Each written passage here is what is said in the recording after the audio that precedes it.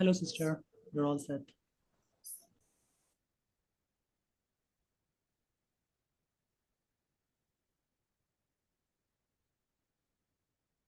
Namaste, dear brothers and sisters. Welcome to today's evening session, where we are in week 5, day 29. And today we are working on the quality where we will be touching on working on our weakness. So in morning session, we started with some activities, and now we are going to do our today's reading. So just a quick reminder for a couple of things that we suggest. You can invite and share the masterclasses with anyone you feel can get benefited with heartfulness practice. And also, if you can find a buddy for your Being Heartful Every Day program as well, please make sure that you try to find somebody you can share these links with. So hope you are ready for our inspirational reading of the day today. So we are going to cover principle 3 today, a user's guide for living.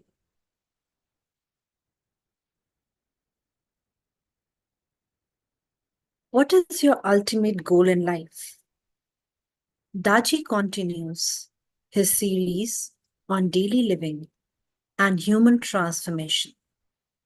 In this article, he introduces the third universal principle of the user's guide, the science of goal setting, and of connecting with our life's ultimate purpose.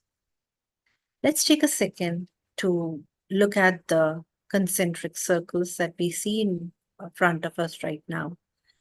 As you can see that there are multiple circles, but right into the center of it, we have our practice. Once we are focused into our practice, we go to the next circle where there are a set of essential values, going beyond in behavior, being to doing, then expanding leadership, developing self and others. And finally, there is this process of continuous improvement. Within the 5 elements are 10 universal principles.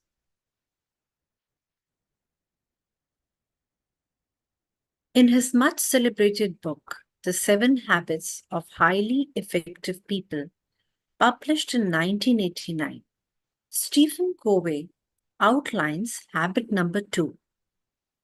Begin with the end in mind. This habit is the ability to envision in your mind, what you really want or want to be, even though you cannot presently see it with your eyes. In the yogic literature, this ability to imagine and visualize a goal is known as kalpana. It is based on the principle that what you create in your mind is what finally manifests in your life. Per contra, if you do not consciously envision what you want to be, then you will be shaped by the influence of others and the environment around you. I like to repeat this part. Per contra, if you do not consciously envision what you want to be, then you will be shaped by the influence of others and the environment around you. Covey's book has had a huge impact on how individuals and companies proactively set their goals and work towards fulfilling them. But the scope of their goal setting is limited to achievements and values in the worldly domain. It is easy to observe that when we don't fix our goals, no matter what the endeavor, we may fail to reach the mark. Often, we mistake an intermediate stage as final destination, or we get sidetracked. Those of us who have clear goals are more likely to succeed than those who do not. In today's world, this seems so obvious. But when Babuji wrote his book in the 1940s, it was not well understood in the context of modern management theory. In fact, it was not until 1960 that some of the nascent theories related to goal setting were published. Contrast this with the ancient traditions such as yoga and Vedic literature. Swami Vivekananda was famous for his statement, "Arise, awake, and stop not till the goal is reached." And his inspiration for this statement is thought to have come from chapter 1.3.14 of the Katha Upanishad, in which Lord Yama is teaching Nachiketa the methods of yoga. The idea of single-pointed attention has been one of the fundamental principles of yoga since time immemorial. As yoga is a goal-focused way of life, Plato also describes the goal-directed nature of the soul of reason in his book, The Republic. And Aristotle's view is first, have a definite, clear, practical ideal, a goal, an objective. Second, have the necessary means to achieve your ends, wisdom, money, material, and methods. Third, adjust all your means to that end. In the last 4 decades, research in the fields of management and psychology has corroborated this correlation between goal setting and performance. When we have a clear goal, we are energized and we have purpose and direction. This creates the motivation we need to keep going when we face the inevitable obstacles and challenges. In short, people with goals are more likely to go farther than people without them. Babaji came to similar conclusions through his own experience and intuition. But that was not all. His idea of setting a goal went a step further. It encompassed all the dimensions of existence, not just the physical world. He talked about the highest goal of human life, and his guidance is summarized as follows. Principle 3. Fix your goal, which is complete oneness with God. Rest not till the ideal is achieved. Here, we will explore this ultimate goal of human life and see what happens when we adopt it for ourselves and what it takes to reach that state. So we will stop with our inspirational reading at this point, and we will pick it up from here while you can revisit this principle tomorrow and while you are doing your meditation as well. Whatever thoughts come to you, whatever guidance comes to us, that how we can apply this principle in our day-to-day life as well. Now it's time for us to get ready for our universal prayer. And as we know that all of us are connected with our hearts, so it's time to rekindle that connection and get absorbed with our universal prayer for the next few minutes. I'll request all of you to now gently close your eyes.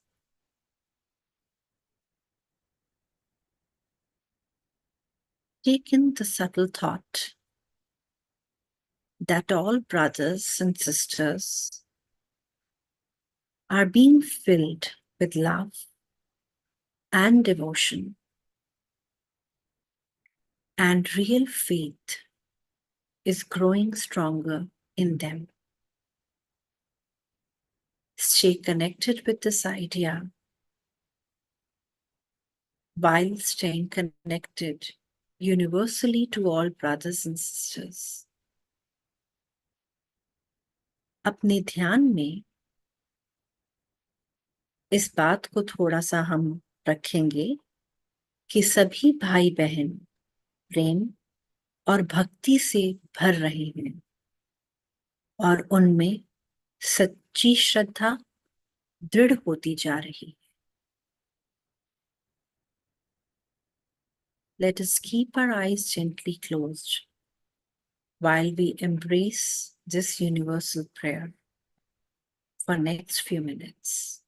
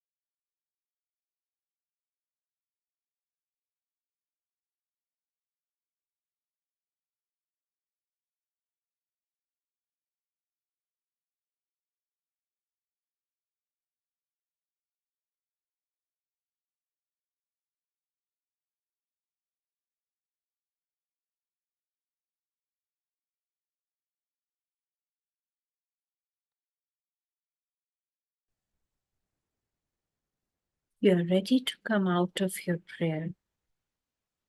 Gently open your eyes while holding on to the experience that you had during the universal prayer.